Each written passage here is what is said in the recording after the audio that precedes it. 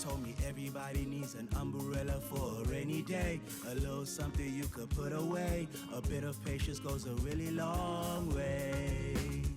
And with these seeds I carry hopes of better days. Whose fruits are these anyway? Wait a minute, okay I get it. Live for today but prepare for the future. Make sure you cover your welfare is crucial. Anguvusele mbukeli kulohlelo elikhulu ke eSwatini, ihlelo leli telidlila ndvongeni kanti ke lokuvusela kulohlelo nguyeke umntwana kudumane nguMagman kwaMahlela Sibongelo suka khona ehlangothini ekuchumana kanye ekuthengisa khona kaDlandvongeni. Siyavusela ke mbukeli, sivusela ke kulohlelo lelikhulu eSwatini telidlila ndvongeni. Esidaye lapha ke umlangeni siyavusela Nkosi. Ngibonge Mcanco ngivusela kubabukela emakhaya ikakhulukade emalunga edlela ndvongeni njengoba songishito Mcanco njengenjwayelo nguyempendulo kaDlamini naye usuka khona edlela ndvongeni etiko la compliance lesingasho ukuthi letiko letebahloli Mcanco.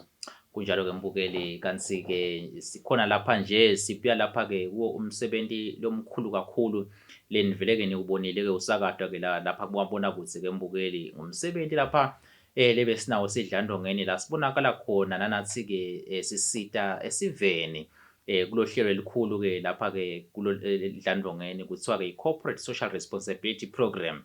Ehlolele ke mbukeli sibone lapha yena lokungumcondzisi wayo i-organization make futhi wakaTembe athula ke imali engaka 50,000 emalangeni lihambe yayosita ke lapha ke kuyo i-organization yakaSEDCO kulo msebenzi lomkhulu nabo laba wenda kolobitwa ukuthi ke i-Entrepreneur of the Year Awards. Umsebenzi omkhulu lona mbukeli lapho khona basita ke bosomabhizinisi labancane abasathuthuka ekuthena nabo ke babonakale bangibosogcamile ke eveni mbukeli kude kuthi nelive libone ukuthi cha bakhona phela vele bosomabhizinisi labakhona nabo labenemsebenzi lobalekile kude kuthi nanabo umsebenzi wabo bese siyakhona na usukhangiseke kungasiko ke usukhangiseka lapha ke eSwatini kuphela leminye imisebenzi inkosi ngabona nje iminyaka enophelile labanye bena imisebenzi baze lethi labatendako bathi sengisinangale ngeshare ke kwetilwanje lo kuyancomeka ke lo ke mbukeli kanti lokunye ke lesikubonile ke sibonele idlandvongeni ke liphinze ke li donate ke imali noma ke timoto letimbili lapha ke kuyo ke litiko la Labor and Social Security le timoto leti ke uma utibala ke ivalue yalo ke to ke mbukeli yendlu lapha ke 1.2 million kanzi sitakala lapha ke tikolwa lengasho ukuthi tikolwa letifundzisa ke labo ukhanza ukuthi banetimoto ekhubateka ke mbukeli kwabonakala ukuthi ke bakusenga kakhulu ke ukuhamba lase ke idlandongeni ke liyabalekelela ke mbukeli lesethemba ke ukuthi nala lokhu kutawusita ekuveni ukuthi basafunza nabo kungabi khona ukuthi sekukhona umkhathi kepha bafunze kahle njengoba bonke ke abantwana labakhona ke labaphilile futhi ngoba sibabonile mbukeli ngengabuka nje ngibuka i-research lapha ngabona labanye lokhanza ukuthi benetimoto ekhubateka kepha ke nakhatha lokhu baphila timoto ekhubateka kunengakhulu abakwendile ukuthuthukisa ke umnotfo welive nemindeni yabo nemango mbukeli ngale msebenzi elaba endawo ikakhulukati yona ke imisebenzi yetandla ke mbukeli kazi singakaweleli ke namuhla angathi inkosi ukuthi ingabe kukhona yini lokwakuphawula ngoba selibona dlandvongeni ikakhulukati lokusita kwalo kulohlelo le-corporate social responsibility lehlukile kunayeti inkampani ngoba lapha kubuka ikakhulukati la nabo labaphila netimoto ekhubateka kuphindze futhi kubuke abantu labadzala lokhanza ukuthi bayahlupheka ngosi ukuthi ingabe nilibona ukuthi ingabe li-effective kanganani lehlelo leli. Ngibonge Mcanco ngibonge nalo sobasharele kona babukele emakhaya Mcanco kuliciniso kongolo sokushito ukuthi sidlela ndongene vele besikiwo lo mkhankaso loyo Mcanco kanti ke besingaqali nekucala Mcanco ngoba na ungakhumbula ukuthi isikhatsini esiphelile futhi kungekudzala sibuya khona kulesinye isikole lesasi-identifya naso noma ke bekungasilo lohlelo lelo but nje sidlela ndongene siyakhona ukuthi sibambisane nebantu emimangweni lokhanza ukuthi ba disadvantaged Mcanco kanti ke kubuya kuko lokho lebesikwenda sidlela ndongeni Mcanco lokubuka abantu laba nesimo lesitsite sekukhubateka noma ke bani labadzala Mcanco vele kumele ukuthi phela dlela ndongeni ngoba le establishment yalo Mcanco vele dlela ndongeni kusukela nje katseni Mcanco kwekuthi vele lilethe lisito emangweni lilethe lisito esiveni kuze kuthi sive sikhona emgcanco ukuchubeka siphile sichubeke siyembile mgcanco. Mbukeli namhla-ke singena-ke endzabeni lenkulu lapha-ke indzaba lena-ke yalo lihlangothi lelikhona lapha kaDlandvongeni lebahloli lapho khona sibona khona bahambela tinkampani kutsi batambela kwenteke-ke letinkampani leti kwati lapha-ke umlangeni ake asitshele ukuthi ingabe vele lehlelo leli lendani nisihambela letinkampani Nkosi. Ngibonge mgcanco silitiko laka compliance mgcanco lebahloli vele mgcanco sisemkhankasweni senda nakulo kuthiwa i-door to door inspection lokusho ukuthi sihambela bonke emabhizinisi la khona kangwane mgcanco siyahlola nje ku spot check kahle kahle siyabuketa ekuthenini vele bantu ngoba phela uyati ukuthi sinesi-establishwa ngumthetho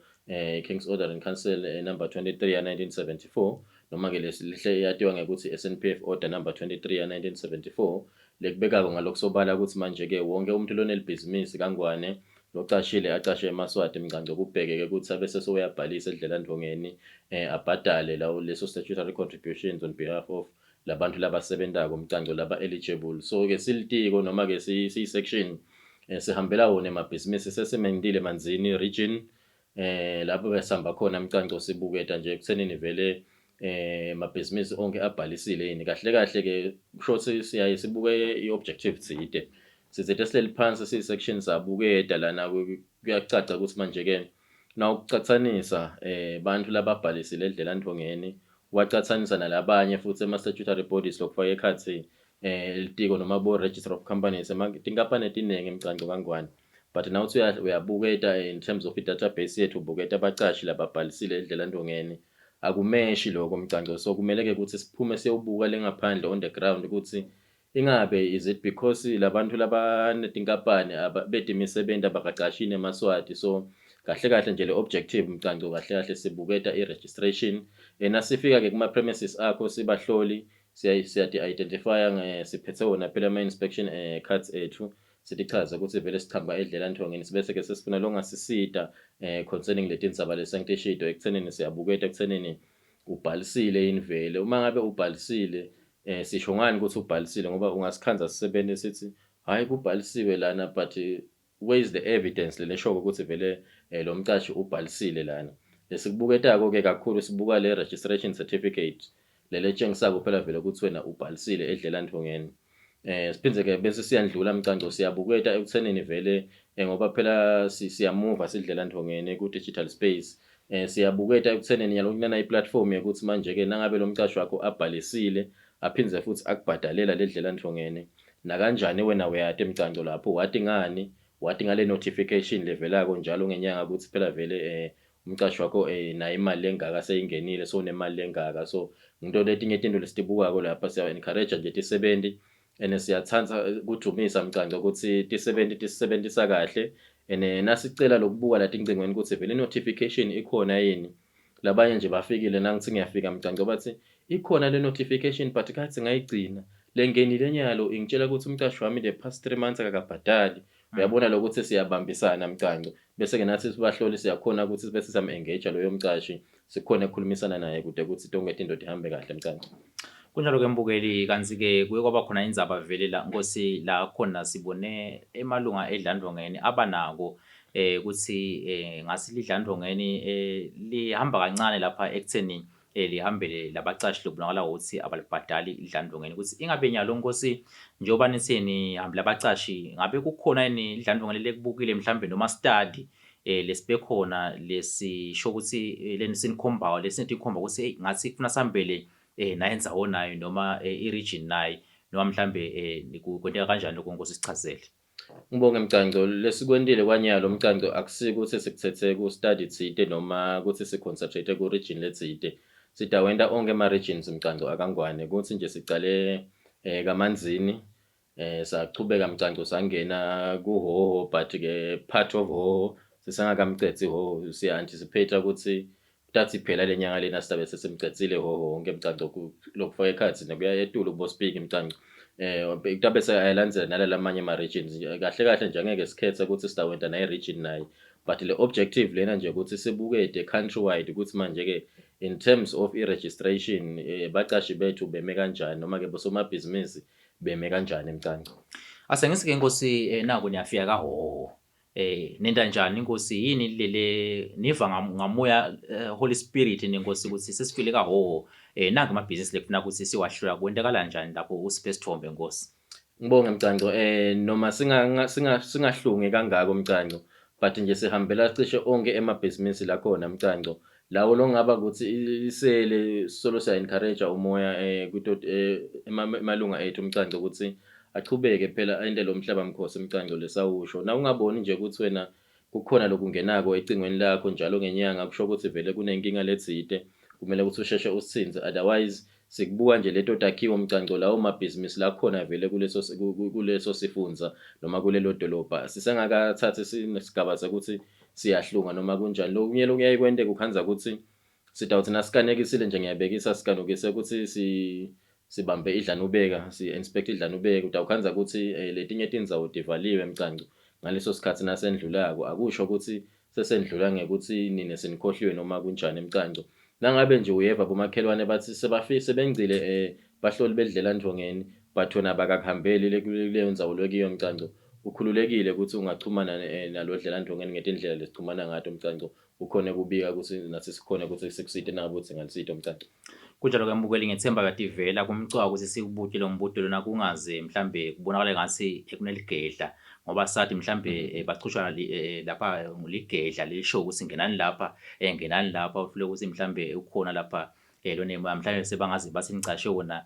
lapha babholofiti ke lapha ke Nkosi. Kepha ke lapha ke kule ndzaba ke yekuhambela labacashi noma lawo mabhizinisi ingabe kwenteka kanjani ke Nkosi lomnyati buta ukuthi senifike ebhizinisini khanza ukuthi loyo mcashi loyo kunedinga etikhona angithi nje Nkosi akalibhadali idlandongeni kuyaye bese kwenteka kanjani ke lapho.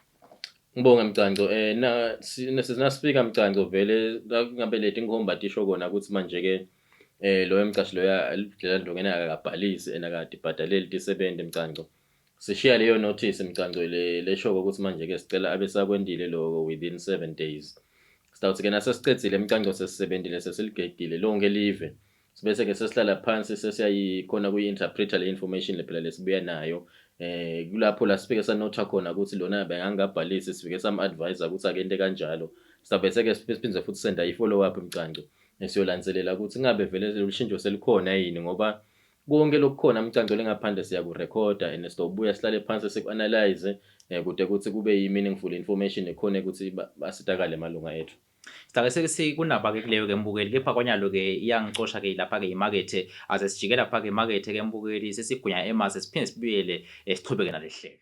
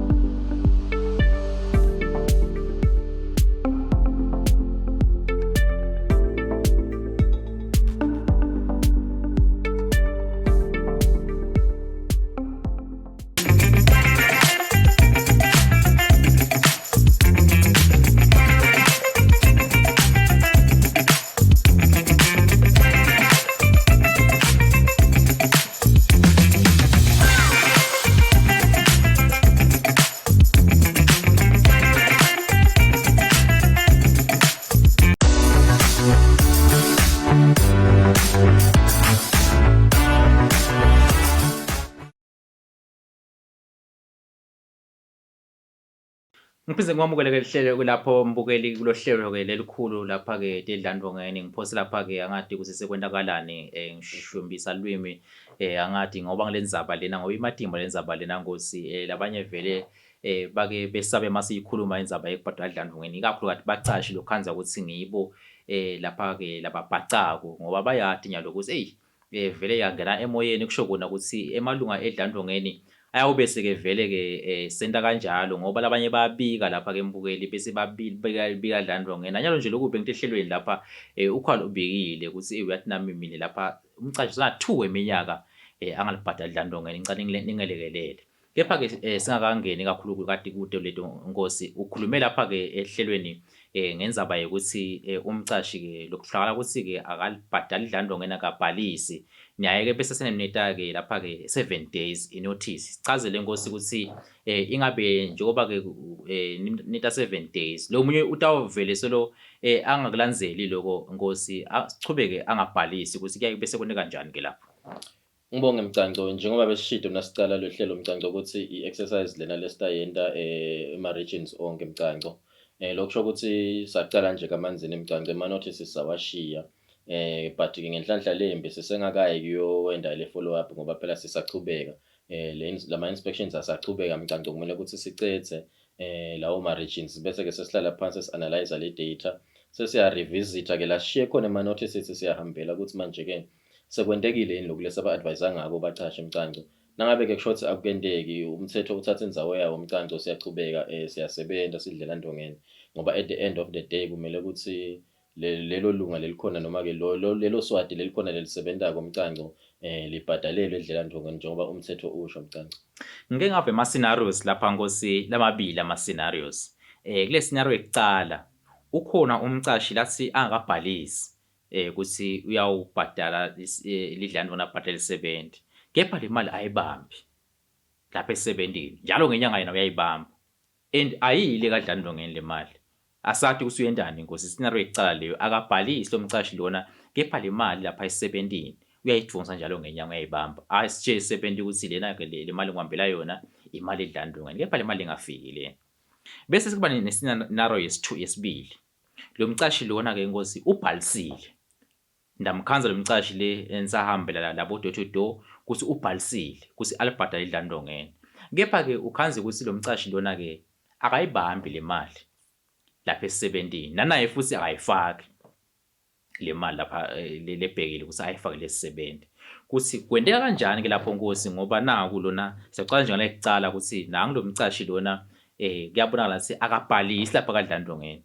nishile inotice ukuthi akabhalisi but lesisebenzi lapha sathi ibuta ukuthi ingani lo mcashi mina ngamangala ngoba yasolo le mali ayibamba lapha emholweni wami angitshela ukuthi le mali yakadlandlo ngene kanti akabhalisi nekubhalisa lapha kadlandlo ngene kuthi lesisebenzi ke lapho ke inkosi ingabe isawusitala kanjani kule mali lena lebe solo ayibamba lo mcashi athi iya kadlandlo ngene kanti akabhalisi nekubhalisa ekutheni alibambe idlandlo ngene. Ngibonge Mcanco, umcashi lapho usuke vele sente ebucala ngalokuphinzeke kaningi Mcanco. Ngoba lo mthetho uthi as soon as ucasha umuntu acala kusebenta inyanga yekucala ubhekeke ukuthi wena mcashi ubhalise le dlela ndongeni ucale kumbhadalela.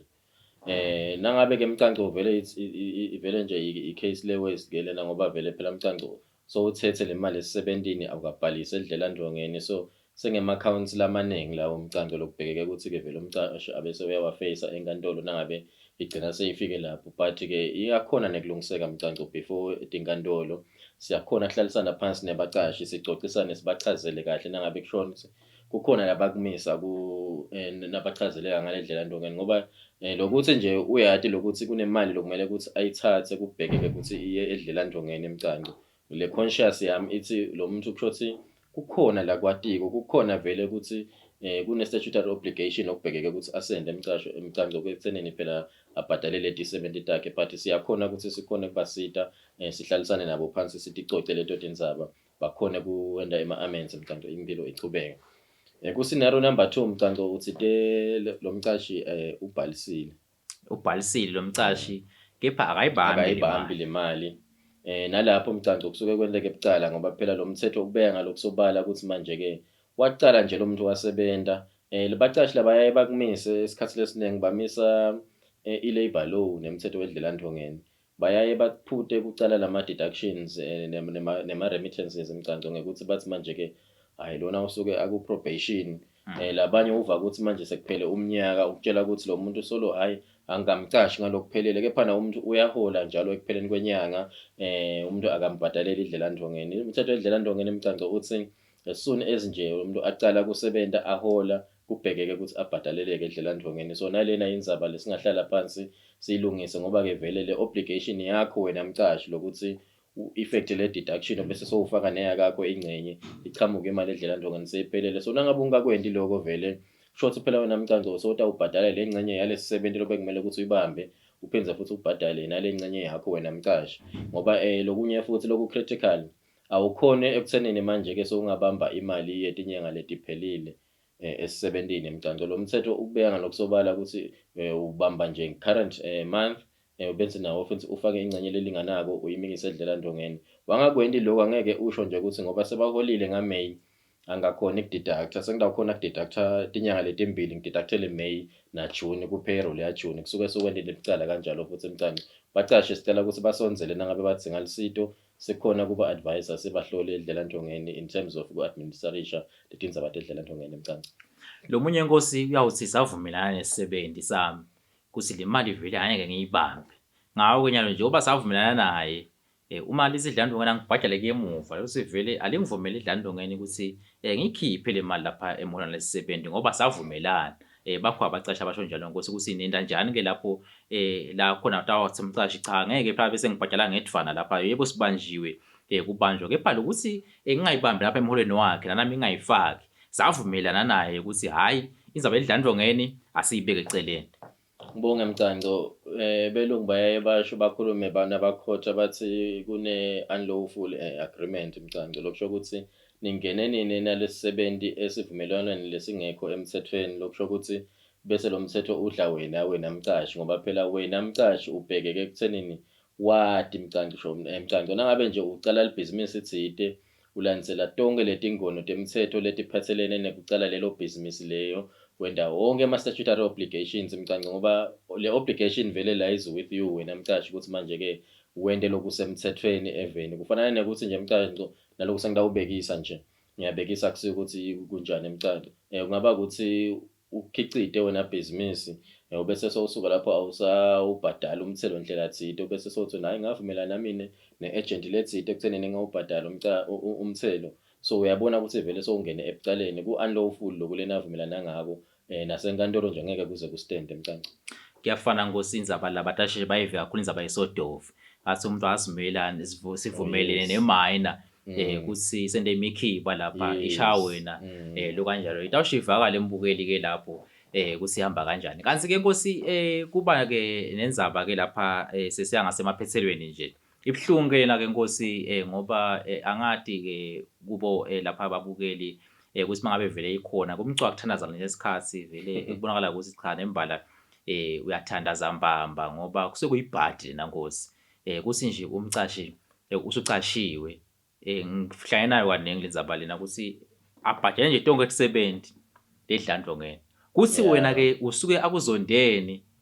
angakubhadaleli bonke babhadalela athi ngisho aletha lamafomu lapha athi hayi mina ngina 10 tisebenti kanzi una 13 noma una 11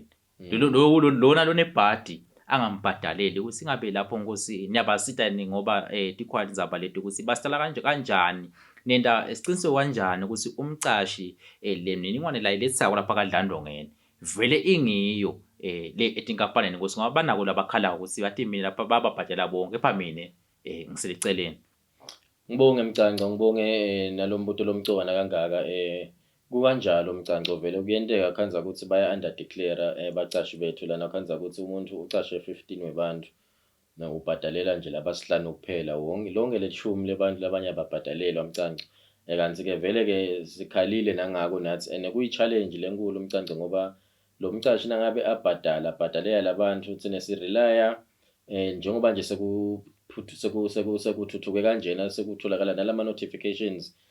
siya ngasijabula noma siyakhutsata kuwo emalunga ethu ukuthi manje ke asheshe awuhlabe lo mkhosi nangabe nje uyababona la celeni ukuthi bayawathola lama notifications bayajabula bayasho ukuthi balance yabo seyingaka wena kuwe solokude lokuvelaka umcanco thina sila office ngete sabona instantly sirelya kuwe wena sisebenza ekuthenini uhlabe lo mkhosi phela uyishayile inombolo yamahala ukhone kupota lokho sitawukhona ukuthi sikuside ngesikhathi ungemi 10 years bese ke sewuthi naso uhambile lemsebentini sekungikhathi ke sewuthi akutobikela dlela ndongeni ngoba utawukhanza ukuthi ibhizinisi seyivaliwe sona seyivaliwe ibhizinisi asisakhone ukukusida mcanco but nje siyaku-encourage lokho lokuthi basipotele tisebenti tethu ukuthi manje ke umcashi lo thide akababhadaleli bona but uyabona naba labanye bayabhadalelwa mcanco ngoba i-subject lematima mcanco ene elikhuni nekuyi-tracer nyalo naye nje i-digital space yethu mcanco umcashi nyalo uyati-submithela ngale ku-portal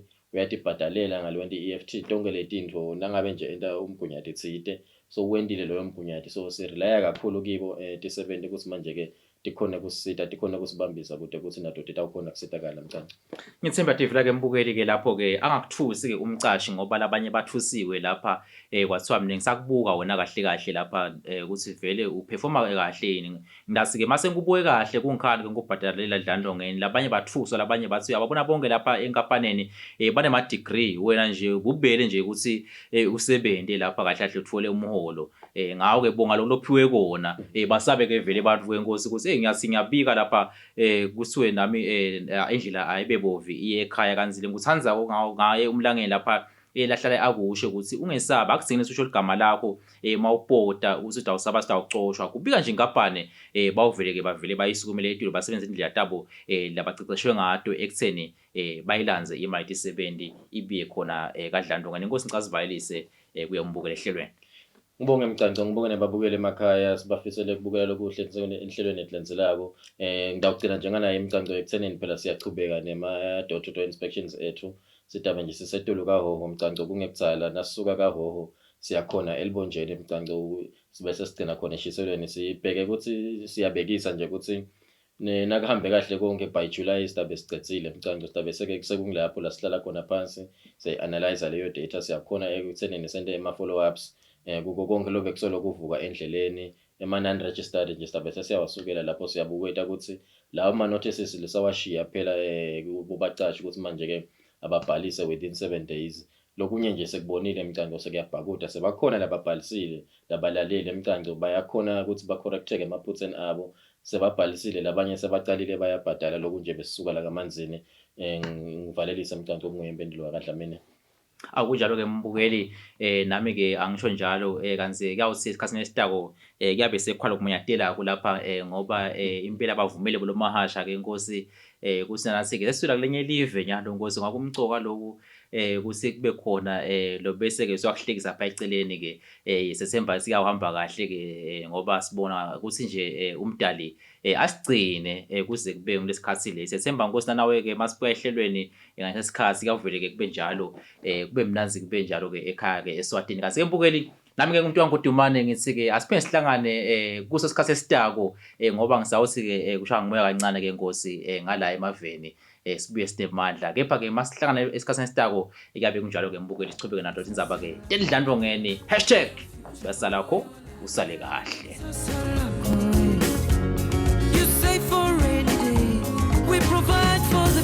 Mama always told me everybody needs an umbrella for a rainy day. A little something you could put away. A bit of patience goes a really long way. And with these seeds I carry